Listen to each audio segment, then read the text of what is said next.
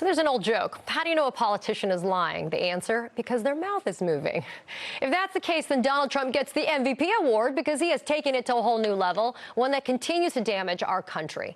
In his new book, Beyond the Big Lie, Bill Adair, the founder of the fact-checking website PolitiFact, writes that Donald Trump is, quote, the nation's most prolific and damaging liar. Trump is unmatched. He not only has a dreadful record himself, he normalized lying in the Republican Party.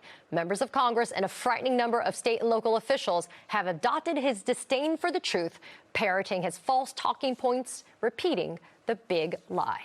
Joining me now is Bill Adair, professor of journalism and public policy at Duke University, creator of the Pulitzer-winning platform PolitiFact, and the author of this amazing new book, Beyond the Big Lie, The Epidemic of Political Lying, Why Republicans Do It More, and How It Could Burn Down Our Democracy. Listen, it's not hyperbole, Bill. That title gets right to the meat of it. I do want to get into the premise of your book because you write the following. It's time to elevate lying to be a key attribute that's regularly discussed in campaigns. A politician's score with fact checkers should be just as much a part of their record on how they voted on key issues. If they get a lot of false ratings, they should be asked about it at town halls and in questionnaires from civic groups. Journalists should mention their record in candidate profiles, and opponents should bring it up during debates. Amen, Bill Adair. I checked Donald Trump's PolitiFact score. It's abysmal. 19% pants on fire, 203 claims, 38% false, 407 claims. I mean, you guys that are tuning in from home, you guys can see that on the screen. Bill, those numbers are abysmal. But do voters really care if Trump appeals to their emotions? Because people sometimes, they listen to their emotions and not to facts.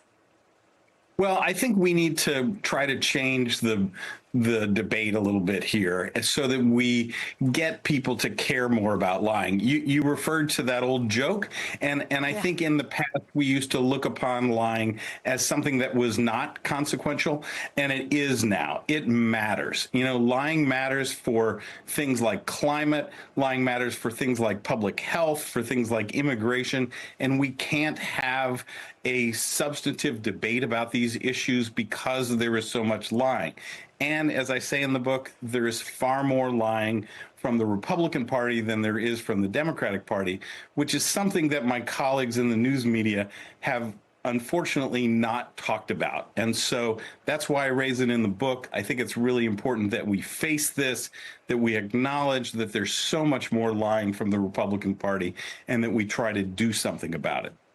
Well, welcome to the Katie Phang Show, where we call out the lies. We are not shying away from it. In your book, you talk about how most Americans want their presidents to project moral authority. Listen, me too. You want them to steer the nation in the right direction if they're your leaders. But this is what I read that I thought was fascinating. You said, how could he lack a moral compass, talking about Trump? I asked Dotis about Trump's internal justification for all of his lying. Dotis said that Trump lives and lies for himself in everything he does. He's like a predator who exists to feed his own needs and nothing else. You know, Bill, Dotis goes on to say that it's part of being a sociopath or a psychopath. It's one part of what makes him different from other human beings. Bill, I wouldn't let somebody who's described like that walk my dog, let alone lead the country. So are the experts, put aside the journalists, right? Put aside the media. Are the experts doing the most that they can do to emphasize why this is such a critical, consequential election in November?